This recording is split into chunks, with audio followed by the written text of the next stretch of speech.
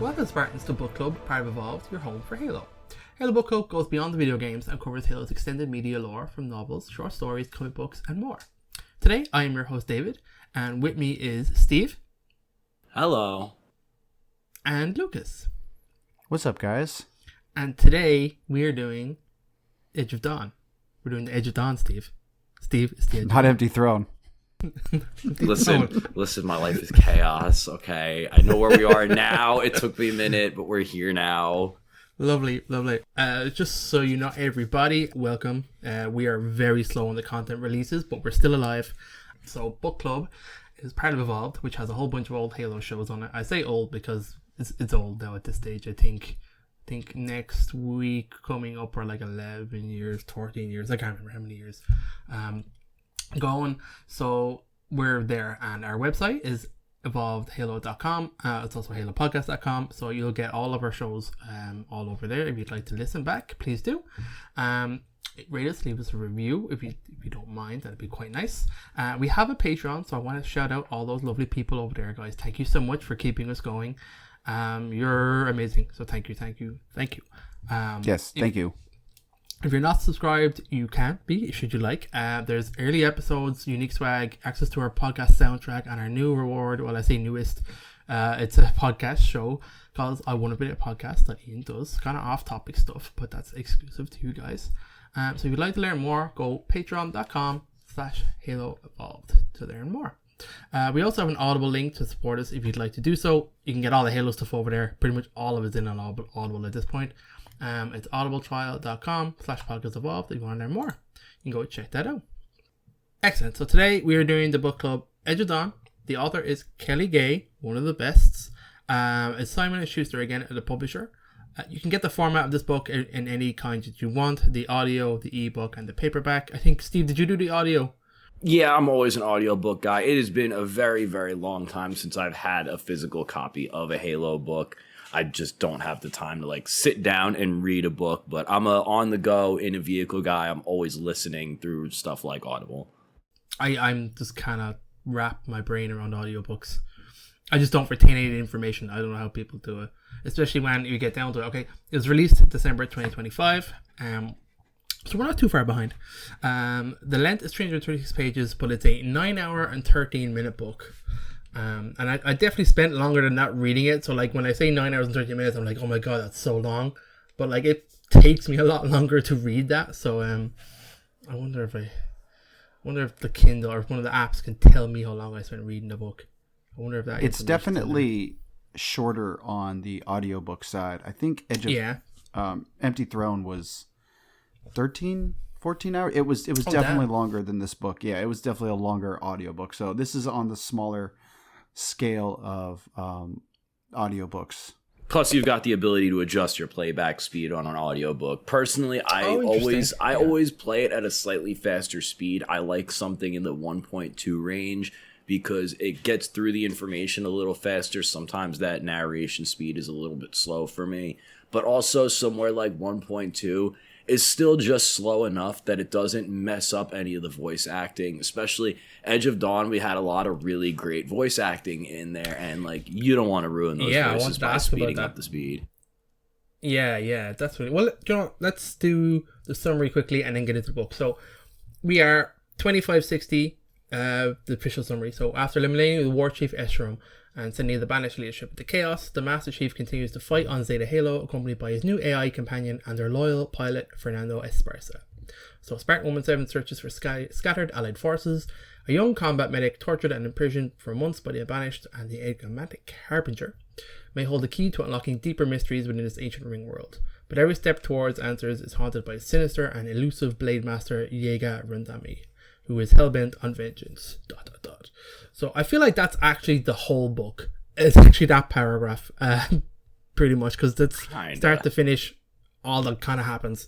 So like I said, this book starts off immediately where Chief is at the end of Halo Infinite. It's a direct sequel to Halo Infinite, so that's the exciting part of it. It's also a sequel and carries on from Halo Rubicon Protocol, which Kelly wrote. So it brings in a whole bunch of those characters and carries their stories along.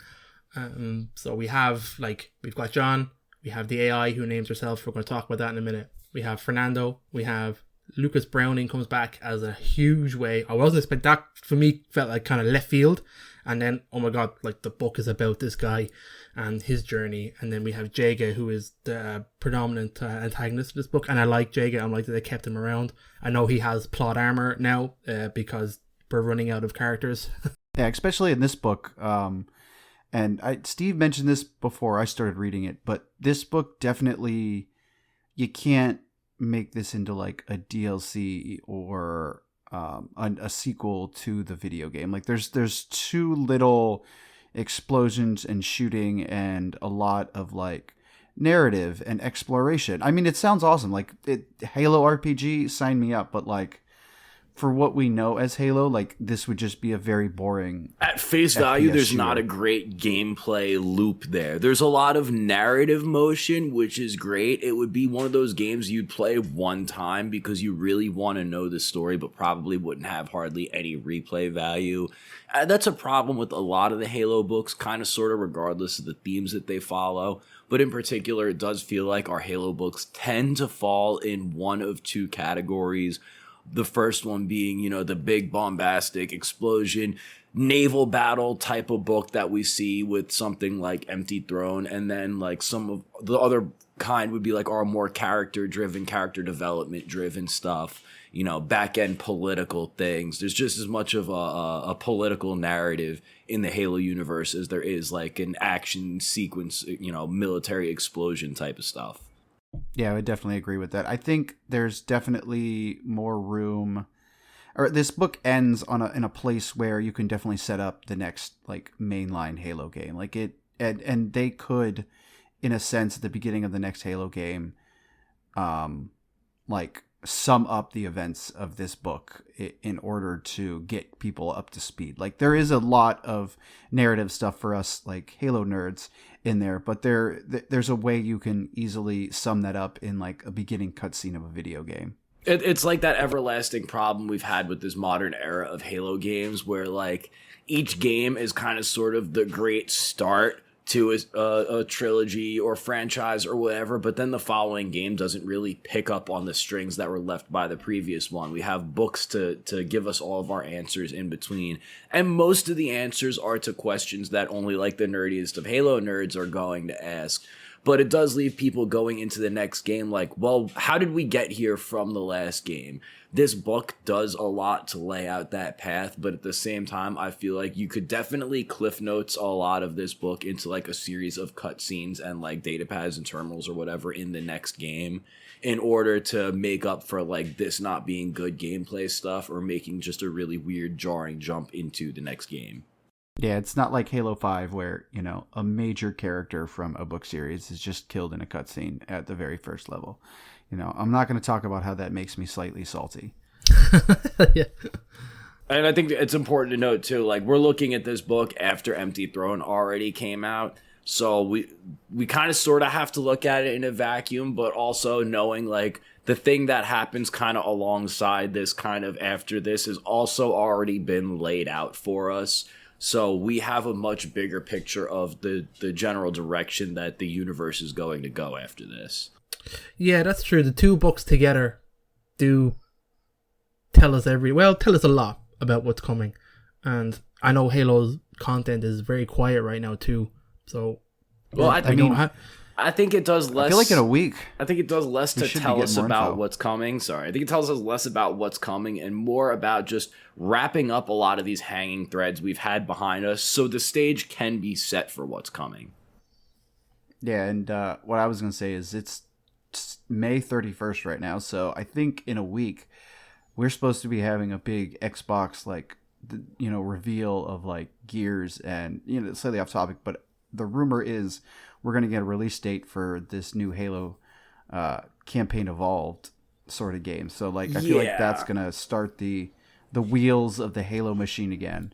Yeah, so I believe it's the Xbox Game Showcase that's coming out, or the Xbox Showcase that's coming correct. out. Yeah. And the Chief Content Officer of Xbox, Matt Booty, just came out and like did a brief overview of the lineup, and the way he phrased the order at which like the games are coming out, in the order in which they're going to look at it. Basically, it was like, oh, and the next game in our lineup is Halo, etc., etc., etc. And we already have release windows slated for like all of the other games he mentioned after Halo. So they've kind of sort of... You have an idea? Okay. Yeah, they've narratively boxed themselves into this projected July release date that we've been expecting and seeing rumored since probably sometime last year. And that's what we need to happen. We need to have it come out in July, give or take, so we can get going on all this hype cycle for the next game and all this other story narrative stuff. And I was talking to you guys off air about it, or I was talking to David off air about it, but this will tie into the future direction of like the Halo Waypoint Chronicles. We've got stuff coming out in the Waypoint Chronicles that are going to touch on where the Infinity is at approaching Zeta Halo leading up to that. So we're going to get some answers as far as that. And like I said before, we're really, really setting the stage for the future. But there's only so much stage setting you can do before it's time to actually get on with the show. Yeah, for sure. And this book ends with one of those key kind of points. So like, from every story point after that, they have to account for what they've kind of revealed to people. So it's the other thing I want to say is like, if you don't like try, if you just go through the campaign of Halo Infinite and like don't really try to do any of the like side quests and backstory, you won't really know anything about Lucas Browning, or like very little about it, and you will assume he's probably dead, as like most other recordings of our dead people. Yeah. So like going into the next game, if they talk about Lucas Browning being dead, you're like, well, you know, I expected him to be dead because I thought he was dead in the previous game. So like there's a lot of characters like that I feel like are, if Lucas Browning suddenly appeared in the next Halo game, everyone's going to be like, well, where the hell did this guy come from? It's kind of sort of similar to like what happened with the Didact, where like we thought he was gone because of the implied circumstances in the game, only to find out like in a comic book that he's still alive, and then he gets defeated again. It's like, oh, okay, now the Didact is defeated. Like, wait, what do you mean now? I thought we beat him at the end of the game. Yeah, I know. That's Halo 101 though, man. With their their plot points just being scattered across different media for so long. I guess and now, that's the thing with Halo, is like it's such an expansive universe. There's so many disjointed and disconnected stories that still actually tie into each other just because of the web that has been woven over time, that you get to a point where like you can't just have a book tell you the story about everything that's going on in the current universe. You kind of sort of have to break it off piecemeal, follow these different casts of characters, take a couple of books to cover each of the paths that have diverged and have them come back to each other at some point before you can do the next big spectacle. And like, I'm sure I spoke to you guys about it when we talked about Empty Throne, but I keep talking about, I feel like we're building up to this Avengers Endgame type of level moment, or even like Infinity War level moment, where all of our characters were introduced a while ago. We've got like their origin stories. We've got some of the crazy stuff they've had to go through recently.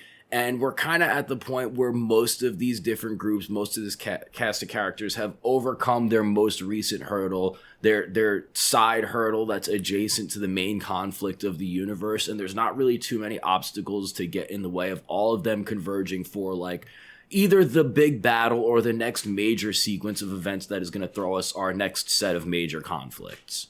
Well, part of that is like the people outside of Earth, or outside of, the Infinity, they know where this ring is now.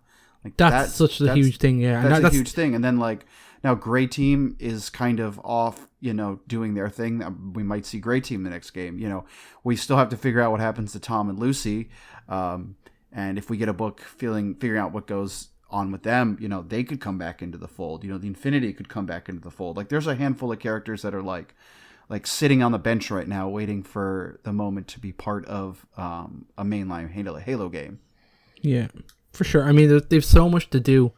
But let's just get into where the content of the we could talk about this for an hour. So like the book kind of starts and kicks off Chief and Joyous, and she picks her name because we have the end of the game, the way the kind of end happens. So like everybody I think we had all assumed it was Cortana. It was going to be Cortana, and then it was like they can't keep it as Cortana. They have to do something else. And And I find it interesting that at that point, even in the game, they didn't have her name. So they had cut it off. And then it saw in the back, there's like some bits of trivia and stuff like that of there was an internal debate of whether or not to keep her Cortana or not, or give her her own unique name. And I think her unique name is perfect. Joyeuse, which is shortened down to Joy, which is nice and snappy, which I kind of like about. And then it's based off the sister sword of Cortana. So if you know where the name Cortana comes from, sing the Song of Roland, that poem. So like it's all old Bungie deep lore stuff.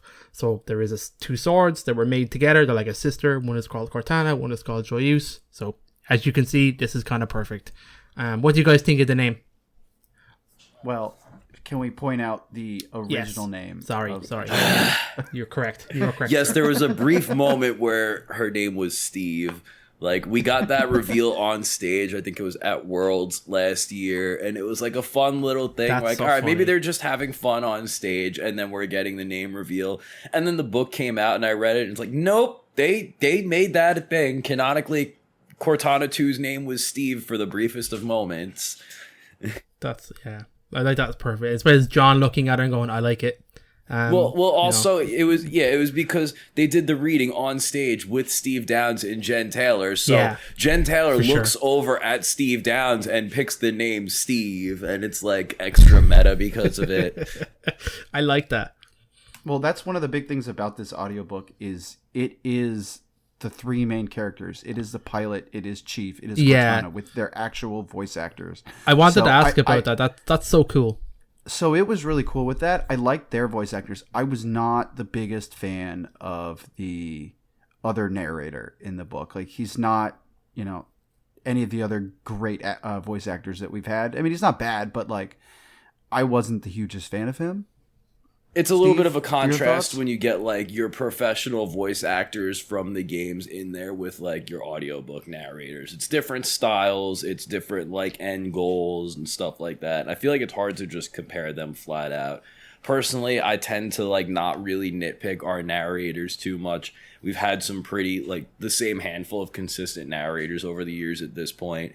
And other than those one or two off cases where a book has a weird word in it that you have to listen to them maybe mispronounce a word or say a word weird for a couple hundred pages, like other than that, I'm not terribly nitpicky about the narrators, but I do love when they bring in the actual voice actors for this. 100%. Yeah, I liked their banter was pretty good back and forth. It did seem natural. It didn't seem like it was too forced. But again, it's an audiobook, so you don't get any of that ambiance of like what's going on in the background of wherever they're at. Yeah, I mean, it did flow very much like when you're listening to them bantering in game versus like, it's a different environment that they're going off of the book versus being in the sound studio for the game, but it still flows naturally and sounds good. That's good because the book kind of starts with just the three of them on their own little missions, kind of continuing on more or less from where you play an Infinite, of Chief having his little guerrilla war, looking for survivors. The pilot has set up his own little base, which sounded kind of pretty cool. A little kind of secret port, because I think there was a time dilation, right, where Chief was gone for like a few days or something. When he was like a week, something like that. Yeah, wasn't it? It was an extended period of time, and then if I remember correctly, did they jump, or was the jump was what Cortana did, not what happened? Yeah, Cortana jumped the Harbinger, jumped the ring. Yeah. No, there was a time dilation of, I believe it was about 3 days, but it's one of those weird things where like you can't necessarily call it like time travel of the sort. It was like, Chief jumped through a portal. For him, it was instantaneous, and like for everyone on the other side, they basically sat there and waited for 3 days, and then he just like appeared out of nowhere. Yeah. It's like there was a lag on him going into a portal. He went in, and then 3 days passed, and then he came out, but he didn't know that. Kind of like some weird slip spacey stuff. Which Halo is very, very familiar with, especially with some of the original books and their funky slip space time dilation. So this is it's on brand to an extent. Correct. So I would say they meet the pilot. He loads up. And then they go and find like 2 Sentinels, and Joy essentially hacks the Sentinels and carries them to this little island. And they eventually pick up, I forgot to mention, there's like a tactical nuke like inside where the pilot is. And so they use this this Sentinel to pick up the nuke, and they're going to go essentially nuke a banished stronghold with it, which, why hasn't this been implemented in a future, like a previous Halo game? Like, I know. That's pretty, it's a cool point of like how to fight on the ring, and having someone like Joy with just like more or less unlimited access to the ring at this point. Like, you should be messing with the systems, you know? Yeah, so they get the nuke, and then so he sits on this island and he sees this banished encampment, or it looks like it's I don't remember where it was specifically, but there's a bunch of banished around. Some of their leaders are having a conversation, and they're kind of arguing on who needs to be the new leader because Escharum is gone. And Jaga arrives with who we find out is Lucas Browning, and everyone kind of is upset because the human killed Escharum. They want to kill all the human banished, and all the human banished are not too thrilled with how they're being treated at the moment.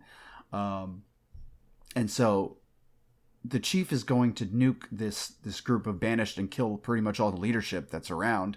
But because he sees Lucas Browning, he literally doesn't. It kind of gives plot armor to Jaga for the moment, where he, Chiefs wants to save humanity, so he's not going to let a human die for the sake of like completing the mission. So like humanity and saving human lives is going to come first for him. Plus he's also like gotten attached a little bit to Lucas at this point. Like, doesn't he know at this point of Lucas at the very least from the data pads and stuff? Isn't the realization of like, isn't that's the doctor from the data pads?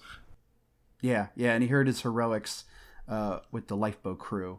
And so he wants to go and figure out where he is, and so they eventually follow him to Jaga's like hideout. And I don't really understand, it's like another like floating island, and he's got like a layer underneath, and so the chief works his way through and eventually finds Lucas Browning, and the doc doesn't really believe that it's the chief. Like, he thinks he's hallucinating because he's been tortured and malnourished for probably a handful of months.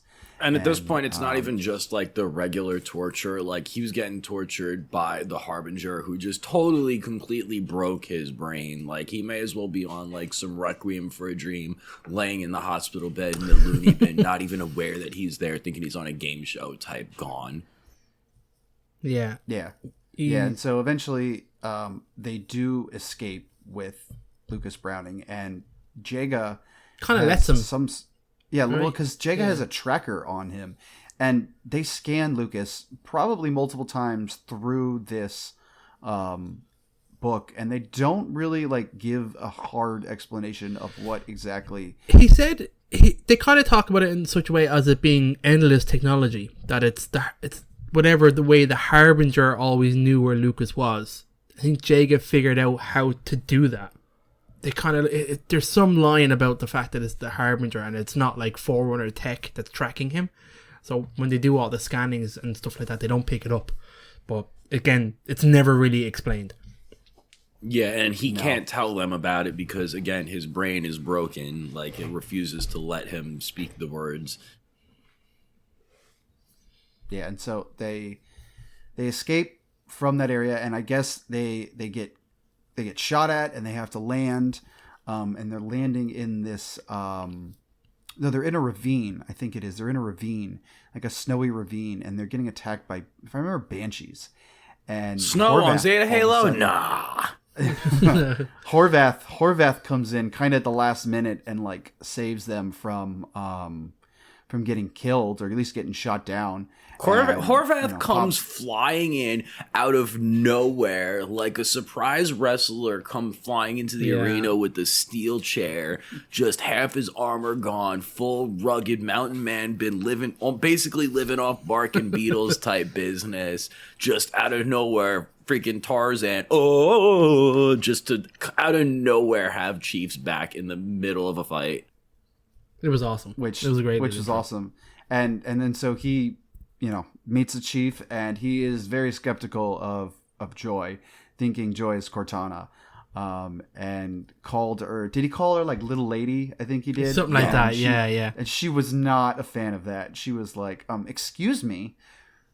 And they eventually worked it out while he was there, or at least came to an understanding while he was there. And he didn't end up going along with the rest of the mission with them. But it was awesome to see like some sort of at least information on what happened to him after the events of the Rubicon Protocol.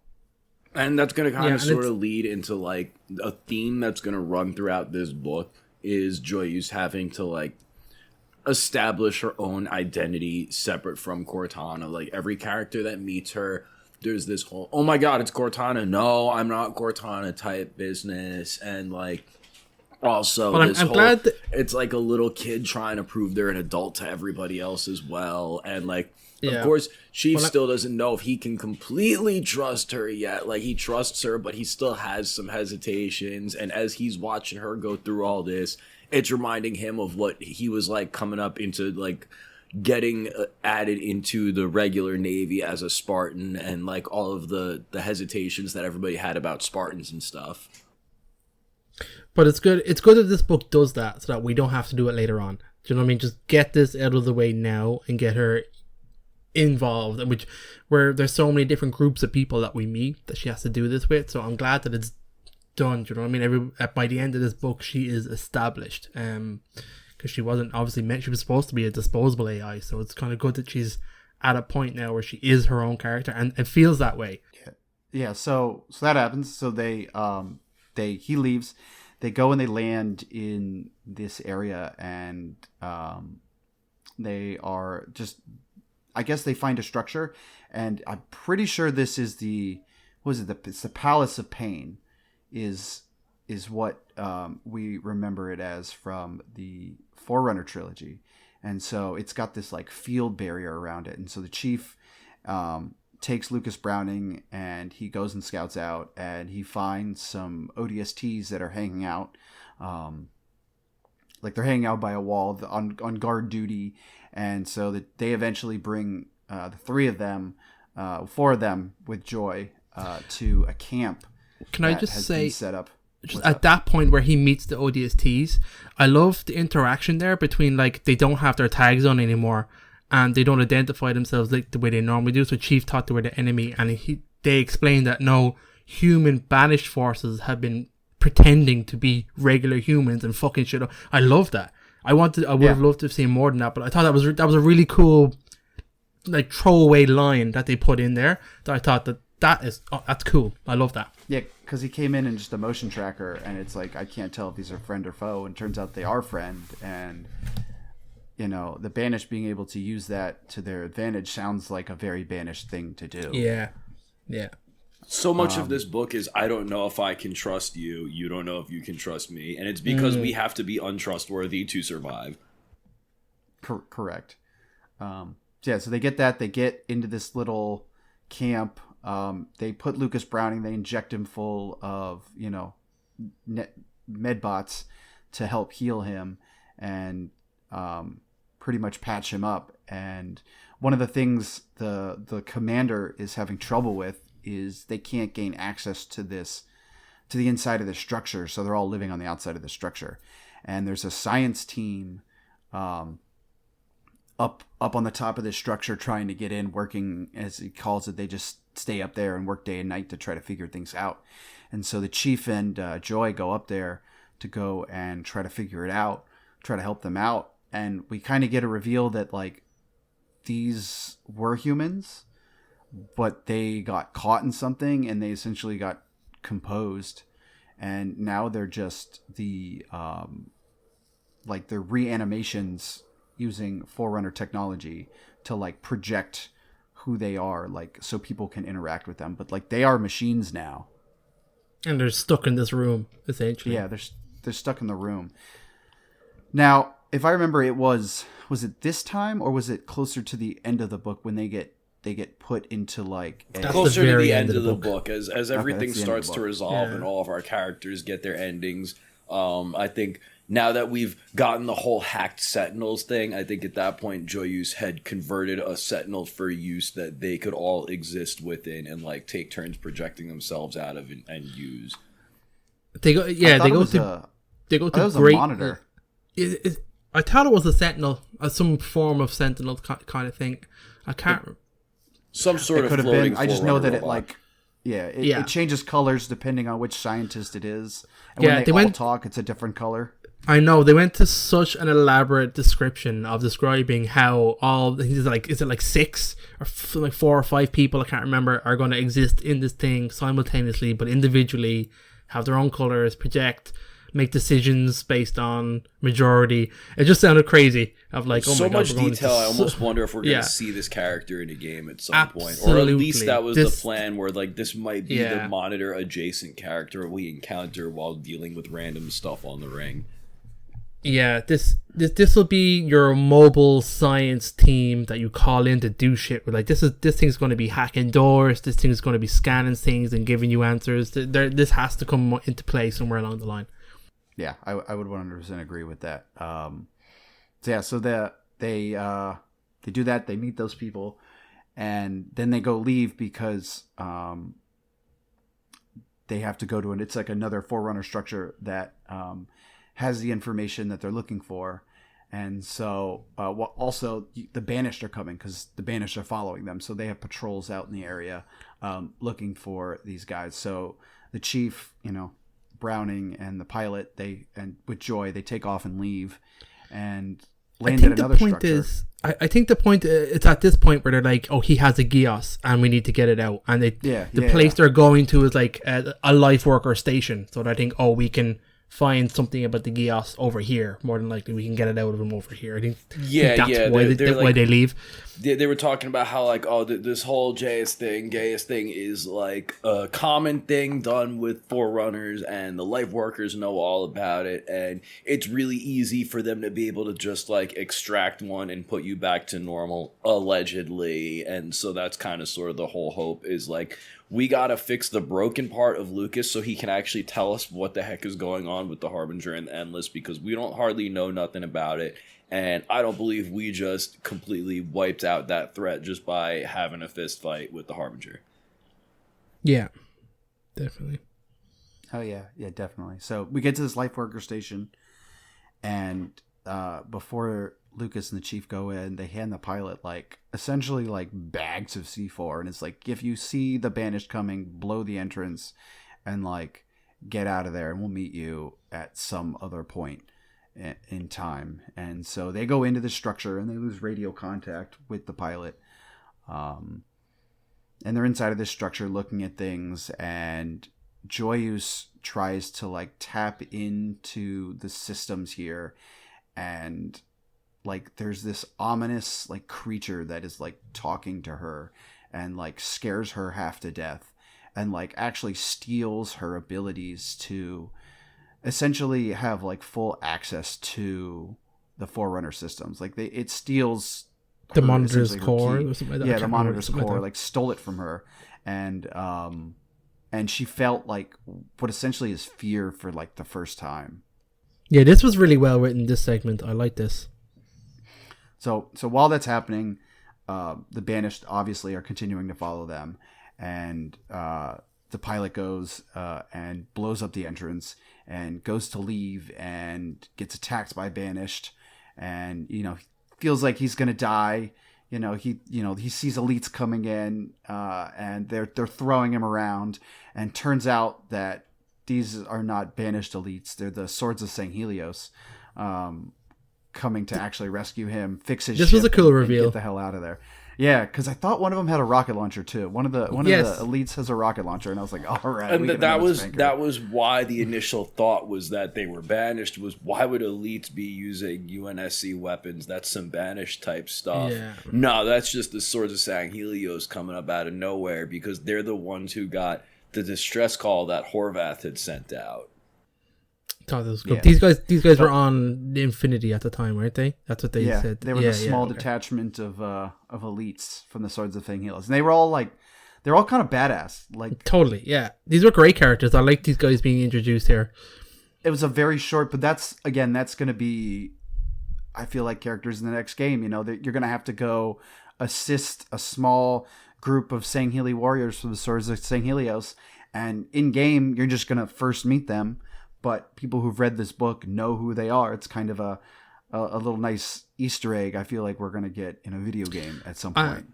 Just a sidebar here, does Chief meet these guys? I'm trying to pick my brain. He does at the end when they go to bury like Lucas Brown. Like, yes. I think that's when he meets you're right. them. And I think he picks them, him plus the pilot pick up Chief from here, don't they? Pick up Chief. They pick him up from the...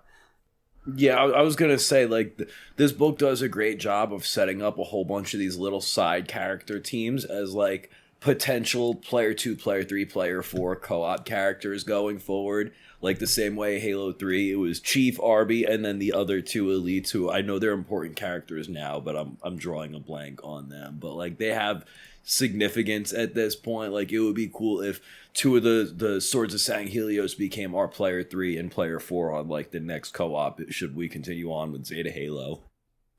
It's cool. I like it. I'm like these new kind of groups that we're introduced to. There's plenty of them. So we get into this, we'll go back into the structure because it jumps back between those 2 groups a handful of times. And so then after the Swords of Sanghelios show up, we are strictly pretty much with Chief and Browning the rest of the book. They meet a Huragok. I cannot remember his name for the Rises High. Now. Rises High, yes. So I liked him as a character. He was definitely... He was dodged. I was a little... Yeah, he was definitely a little sketchy the whole time. And eventually it reveals that I think I don't know if he's working with the Harbinger or he's just working... I couldn't understand this, and I read today that supposedly it has a Geos as well. That the Harbinger has imported a Geos into this to do certain things. Like, it deliberately does that to bring Chief to the next place, back to Silent Auditorium, and to help Jaga then take our body and move off. So that's not clear to me at all. I did not get that at all in this book, but that's supposedly what's happening. So he takes them on this tram, and they're essentially escaping from the Banished, and they get into a huge firefight on this rail system, like out in the middle of the desert. And Chief has to, what Chief does, has to do extraordinary things in order to make sure that everybody stays alive. And they end up collapsing the cave, or like the tunnel that they end up going into, so that the Banished can't follow them. And Rises High then teleports. They find like a teleportation system, and he teleports them to the Silent Auditorium again. So like it's gone full circle at this point, where we ended Halo Infinite there, and now we're 80% of the way through the book, and now we're back in the Silent Auditorium. It's like for as much of Halo Infinite was kind of sort of like a mystery insofar as like you're kind of going through the after effects of the events and picking up the pieces as you go. That sort of replicates itself again with this book, where it's like, okay, now we've picked up one whole set of pieces running through the events of Infinite. Now let's kind of sort of recircle through all the places we know and all the characters we know and put more pieces back together and go back to the scene of the crime with a bigger picture. Yeah, definitely. Yeah.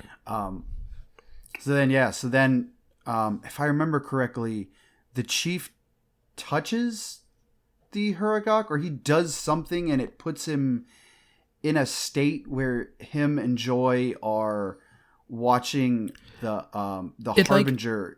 It like opens a door light thing, and Chief touches it, and himself and himself and Joy are now in what's called endurance, which is like a living memory kind of thing. So they're just sitting there in VR watching. It's that thing that Dumbledore had in his office that Harry fell into, yes. the Pensieve. It's literally exactly it's the bowl of memories just turned vertically, and it's a wall of light. And Chief touches it, and whoop, sucked into the memory. And now he's basically, if you like read Harry Potter, you were probably listening to this book going, okay, I know what's exactly happening. He's going to sit here and he's going to learn some important exposition that couldn't have been explained some other way. And then someone's going to yank him out of this memory again, and he's going to be like, oh, wow, that was weird, but I know stuff now. Yeah, pretty much what happens, and you get to see the Forerunners give final judgment to the Endless, and like, which was pretty cool. And clearly, like, they know it was a kangaroo court. They got railroaded. Yeah, pretty. But like, the Forerunners weren't like, they just like, we know this is wrong, but this is kind of the deal. We have to do this sort of a thought process. But like, I still don't agree with them doing that. But it was very, to me, it seemed very parallel to the whole like prophets covering up the lie of the humans type deal. Yeah, it did kind of feel like that, where like they made to believe that the Halo rings can kill everything, and they have to keep that lie in order away from the Flood, so they have to hide the Endless away on this ring until humanity comes and finds them again. Yeah, but not like, even that. They didn't even want humanity to find them. They like buried them in this place. Yeah, they weren't pretty much said it at the end. Yeah, they pretty much says humanity has the mantle, not you. Boom, locked you away. And the Forerunners they have this really, really... They do the thing that villains do where, like, instead of just killing the good guy, they're like, no, I'm gonna imprison you and, like, make you listen to my monologue, and then I'm gonna go bounce and just leave you here so you can eventually come back around and cause problems, even though I could just totally take you out right now. And, like, the Forerunners do that with... like a handful of things at this point. They're like, yeah, no, instead of just destroying you, instead of just destroying the Didact, like, nah, just put him in a sphere and lock him away somewhere. Like, yeah, we've got this amazing network of information and instantaneous, like, intergalactic transport and, like, shield worlds and stuff and ways for people to get everywhere and places that aren't even considered anywhere. But nobody will ever randomly stumble across this stuff. That'll never happen, right? Never. So, the other thing we learned... in this time is not about the Forerunners, but it's about Jega himself, and we figure out what happened to his prosthetic.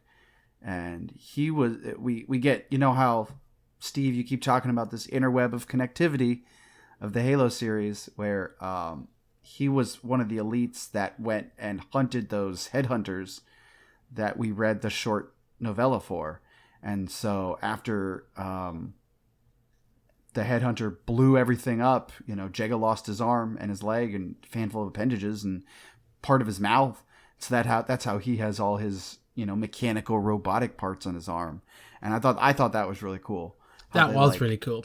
Tied that in a way so that we easily can recognize and really easily can understand how he got all of his prosthetics. Yeah, and also it gives us a little bit of, like, reflection upon his internal character as he came to deal with having the prosthetics and his change in mindset on, like, survivability and or enhancement going into the future. Because that's another which shift is very anti-Sagili. We're starting to see this shift overall in the Halo universe with enhanced and augmented beings becoming more commonplace. Like, we've got our Spartans. We're into our 4th generation of Spartans. We've got our Janissaries. We've got, like, just so many variations of Spartan or knockoff of Spartan. And, like, we've got factions like the Elites who have shed a lot of their past belief systems ever since they've been shattered with, like, the fall of the Covenant and the fall of the Prophets. A lot of their ideas on honor have changed. Like, you see it with the way they interact with humans and stuff. If an elite is fighting side by sides with humans, like, oh damn, you know, these humans are actually, like, pretty honorable. And the same thing can be said for their ability to take, like, medical care and get prosthesis and enhancements and stuff like that. We're getting brutes that have prosthesis and enhancements and stuff like that. So I can only imagine we're starting to deal with a little bit of power creep in a way. Yeah, Halo Universe is going to be like Cyberpunk. Everybody's got a bit of something. Yeah, I feel like we're kind of sort of going to go in that direction a little bit. Like, there's kind of... I feel like there's no way of stopping it now when we've got at least a few major characters who are deep into, like, prosthesis and some sort of power armor / life support, you know, Darth Vader-y type of deal or whatever. Like, I feel like that box is open at this point and there's no closing it. I feel like that's starting to get towards the Warhammer side of things with like oh yeah like with my Space Marine chapter, and I'm not going to go super long into this, is the Iron Hands, and all they do is change all of their human flesh to biotics and prosthetics because they feel human flesh is weak, and the only way to fix that is to turn you into more of a robot. So I feel like Halo might be going in that direction as well, or at least Jaga and like maybe some of the other like banished adjacent characters who care more about power than they care about self or something like that. Mm-hmm. Yeah. So the Chief goes into this. Sorry, going back into the story. Chief sees this vision, and then Jaga bursts through, and pretty much finds Lucas Browning like cowering in a corner, like hiding away from him, and picks him up and stabs him with his energy sword. And Lucas is like, "Oh, I'm gonna die, but the Huragok is here. The Huragok can help me." And the Huragok goes, "Nah, I'm going with Jaga. Like, peace out, bro. See you later." And like leaves with Jaga. Like, and they just kind of like and the Harbinger's body, building. which is going to be Harbinger's significant. body. I just picture this really weird, like almost cartoony scene of like it's a dark screen and you're just looking out through a cave opening at like the sunset with like multiple moons and just Jaga's silhouette there in the doorway with like one hand holding a Huragok tentacle and like the body of the Harbinger across his arms, but you just see their shadow from behind, and Lucas is in the corner like, why This is brutal, man, to be honest, because like through the whole book you kind of just build on Lucas's like misery and his difficulties, and then like he's coming back, he's getting better, and then he gets whacked. It's just yeah, cause I feel like I was like, man, I feel like with Halo it's one of those things where like you get introduced to a side character and you can tell pretty quickly whether or not they're going to be sticking around for the long run or if they're going to be getting killed off basically in the book they've been introduced in, or maybe like right into the next one. And I feel like Lucas was a little bit of a curveball in that, where like they introduced us to him and kind of sort of made it look like he wouldn't stick around for a while. And then he pops back up and you're like, okay, well, if we're getting this much more of him, maybe he's around for the long haul. And no, like they kind of dragged it out a little bit and like played with our expectations, so to speak, based off of the previous pattern.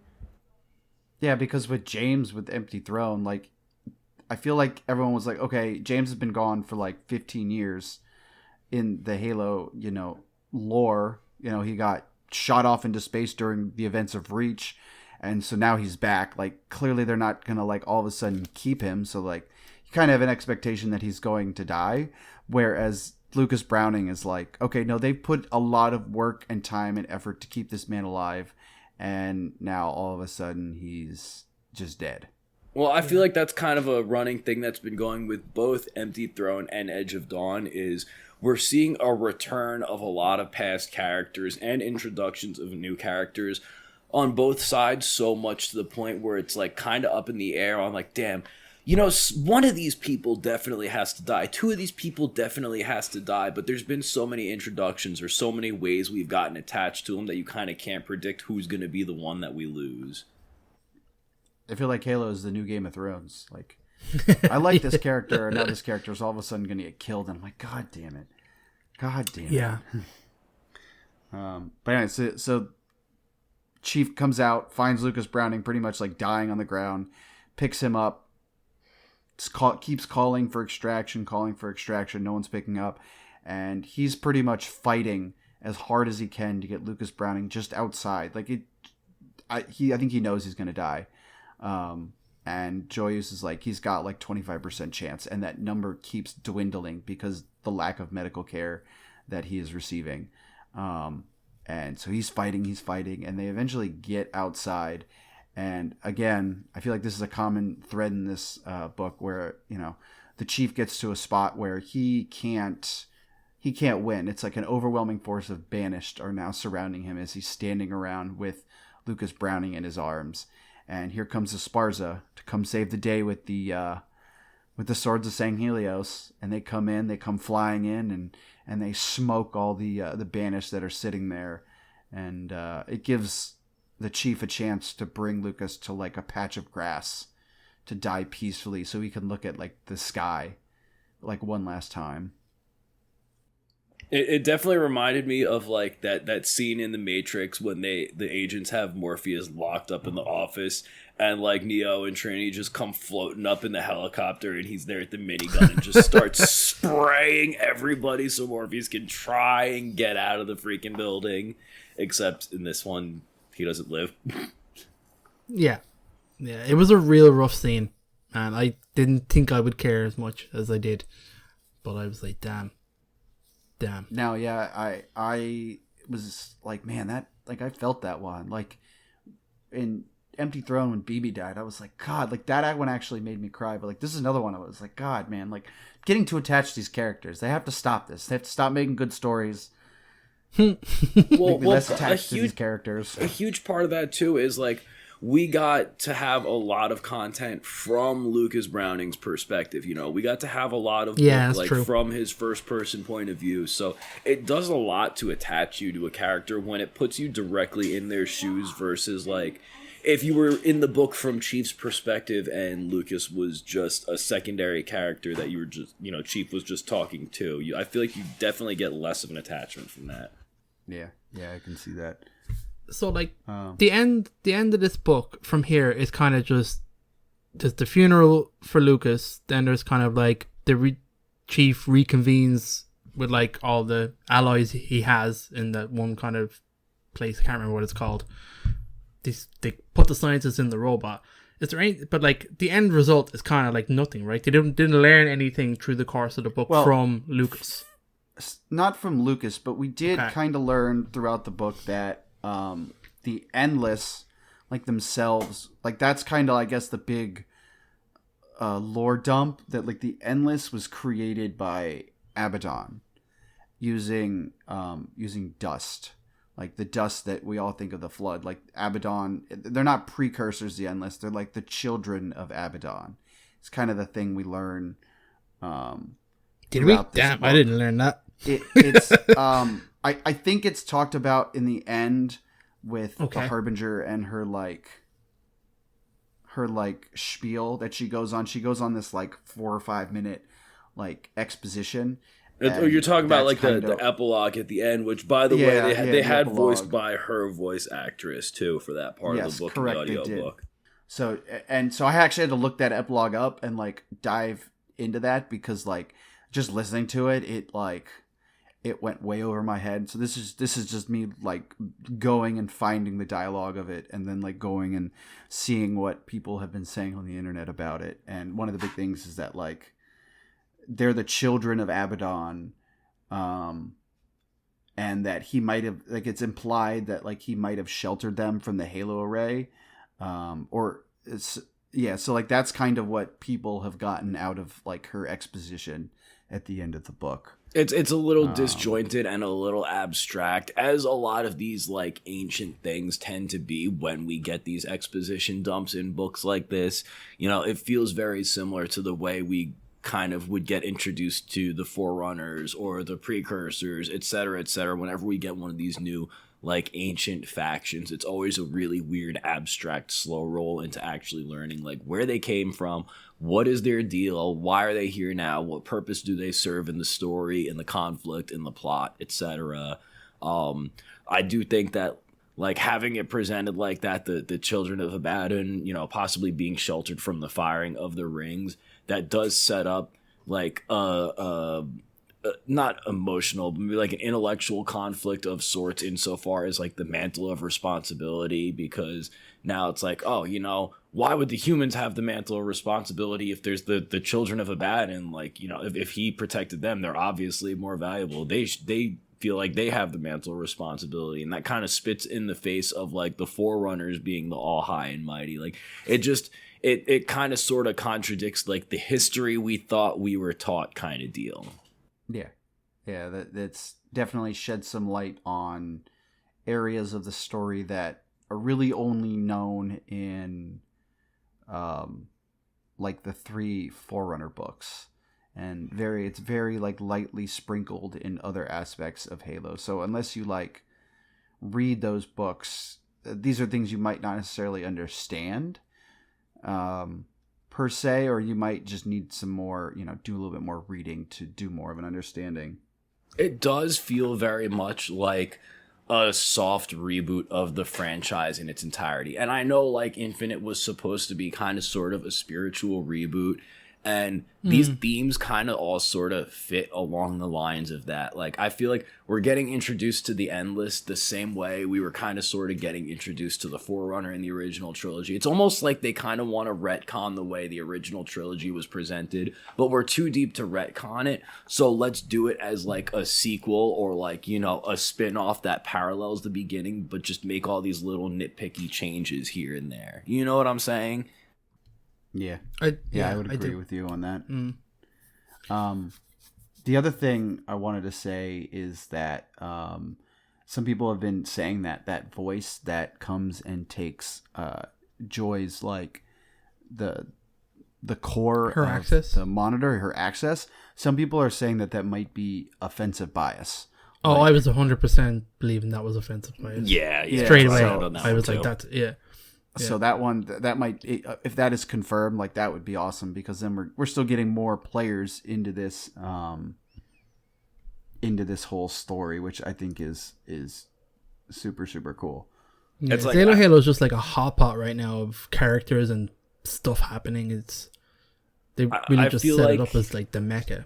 I feel like the picture that we're painting of the future of the franchise, like, this might be the sky and the clouds, and like Empty Throne is kind of sort of going to be the trees and all the big scenery in the background, and now we're just waiting for like the main subjects and whatnot to get painted in like the main action. But it feels like a very slow but ramping up build up that seems disjointed, but when you take a step back and look at all of the pieces together, it's like, okay, it makes sense why they're explaining these characters and their history, because it's going to set up for a conflict with these other characters that are getting brought in the next book. After they're done dealing with that conflict, their paths are going to cross over here, kind of a thing. Yeah. And then like this book ends with like a hard cut that I wasn't expecting to the Arbiter and Vale, and then the reveal that they received the message, they have the location of Zeta Halo now. So you're thinking, oh shit, the universe is coming back. Universe and the whole can now like get involved in Zeta Halo. It's not just the characters that were left behind fighting a guerrilla war with like no support. You're kind of like, oh shit, now we can introduce some beefy guys. And that's kind of where I was going with it too, is like in this book we know like Cortana's gone. That was like our big bad universal threat before. The whole Empty Throne title is obviously like a moniker for the empty throne of power in the universe that like everybody is fighting for at the moment. This fight is happening basically around Zeta Halo, which nobody knew where it was up until the end of this book. So now it's finally, hey, guess what? We know where everybody is now. We can start converging. We think Cortana is gone, but we're not sure what kind of after effects are still going on out there, so we can't just show up at Zeta Halo in full force, guns blazing. That would not be the smartest move. So as we go into like the next couple of books, probably in the next game, I feel like this is just going to be all of our different casts of characters slow rolling towards Zeta Halo and just like being, like planning it out, being methodical about it. There's going to be all sorts of like Oni level skullduggery and like backup contingency plan stuff happening here. But I think we're building up to some massive stuff either happening at Zeta Halo or at a place that's directly connected with some stuff that happens on Zeta Halo. Maybe back to the Ark, I don't know. But like everybody seems to be bailing on what they're doing to be headed towards Zeta Halo adjacent stuff after all these events are wrapping up. And they know that like they're not under the particularly strict watchful eye of the Guardians anymore, which is going to be the huge big thing going forward as far as I'm concerned. Yeah, that opens up everybody really to kind of do whatever they want. So at least that threat has been removed now, and we can like the universe is open now at least. So that's something. Open for business, baby. Open for business. So we've gone long. Classic us. Guys, is there anything else you want to add to the end of this? Anything you want to touch on? I do want to add one thing. If the Endless are precursor dust. Does that mean the story of Halo is just dust and echoes? Oh my goodness. Cock's Lucas, gun. you Always figured has it out. been. God damn it. Yeah. That, I'm sorry, I saw that. I have Reddit up right now, and I saw someone comment on it, and I had to share that one. So I did not come up with that one on my own. Not wrong, no. It's not wrong, though. Although I would say the story of the Halo universe is a little bit circular. It sure is. It absolutely is. So no, that is the last thing I wanted to say. Okay. It was hard. We were happy with the book. Yeah, it was hard to go back to this one after we already did Empty Throne. Like, the whole, poisoning the well of what's to come next kind of messed with my ability to go through it. So, like, I hope we didn't mix up too much on that. But obviously at this point, like, if you're reading this book, you definitely have to go read Empty Throne next, because while it does feel like this book really didn't go anywhere in the long run, combine it with all of the other stuff that doesn't feel like it goes anywhere in Empty Throne, and you'll start to see, like, the picture that I keep talking about everybody's rolling towards Halo and, Zeta Halo and this big event that's going to be building up. I feel like they're all just big chunk pieces of a slightly larger puzzle. Classic Halo. Classic Halo. Love and L puzzle. Split our stories up everywhere. But this is good, though. I mean, right now, we don't know what's coming next, other than we've got Waypoint Chronicles that are coming up in next kind of season of that. We don't have any other new books announced. We do have a new book. Yes, we have at least one confirmed, and then I think talk of another one after that. But we have Parasite's Wake coming up. That's the one where it talks about the Marine and the Spartan who fought the Flood before Chief did in the events of Combat Evolved. So we get to it's also see that story. I believe the main synopsis is that it's covering like a bunch of people who were like in the brig or whatever on Pillar of Autumn when it crashed. Like, there's just a bunch of people who were on the Pillar of Autumn when it crashed, what happened to them, and it's like definitely a lot more of a horror story. It's very, very flood centered, I believe, is the way it's being marketed. And it's a good plot for a book to have come out, because it's supposed to be coming out around the alleged time of Campaign Evolved, where we're already getting a lot of expansion in like these 3 prequel missions that they're adding. So it's a good lore dump to add to that, but it does nothing for the future of the story, most likely, unless they throw some weird epilogue or adjunct on the end just to like give us some spice. Yeah, I totally missed this announcement. This is crazy. Okay, it's a horror novel. It's coming out in October. And the cover is created by like a community creator, fan creator. It was like part of the start of Halo Studios going full bore with like doing stuff with the community again. This is not like a hired artist from the publisher or whatever. They found like a Halo fan in the community that creates awesome artwork and was like, you do the cover. Damn, this is crazy. Okay, I'm excited for this. It's not really where I want the next Halo novel to be, like a flashback, but I know it makes sense if we got Halo Combat or Campaign Evolved coming. That makes total sense. I figured that might tie into that pretty well. And let's be real, people are always asking for other like genres, other niche stuff out of the Halo franchise. We've had people asking for horror games for years. We've had people asking for ODST games for years. We've had people asking for that stuff in books and external media more. So like, yeah, we may have things in the story that we want to hear about right now and not later. And like, we don't want to hear about the Flood during Combat Evolved when we're trying to see what happened with the Infinity, etc., etc. But also, like, if they don't give us these, then they don't have a way of seeing if people are actually interested, so they can give us cooler stuff like this later. Like, how are we ever going to get a horror spin-off game if they don't give us a horror book and give people a chance to buy it and like it and say, hey, give us more of this? I feel with that. Y'all want more ODST stuff, but like, you're gonna have to buy some ODST books before they're like, oh, we're gonna make an ODST game or something. You know what I mean? I've spent too much money on ODST stuff, so yeah, you can't talk to me. You're preaching to the choir. Okay. They gotta sell us on some Costco hot dogs so we can go in and get the membership to buy the TVs. That's such a specific request. I don't know. I don't have these choices. You guys have more options than I do. Okay, guys, thank you so much for doing this with me. I know it's been a while, but you guys always come out and help me do these. So Lucas, Steve, thank you so much. That's kind of it, guys. This is the new book, done and dusted. We are caught up. We will now turn our attentions to finishing the Waypoint Chronicles. So those are the next kind of episodes coming up. I've done a bunch with Ian already, but I'll probably try and pick up with somebody. I know Ian doesn't have the time, so I'll try Lucas and Steve. Guys, thank you again. Like I said before, you can go listen to anything over on our website, haloevolve.com.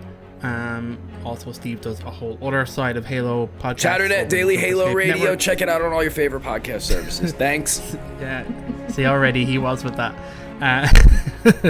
So again, you can see me. We're all in Discord. Really, that's where you find us these days. So go check us out, haloevolve.com. And again, thank you very much for this time. Goodbye. Evolve. Evolve.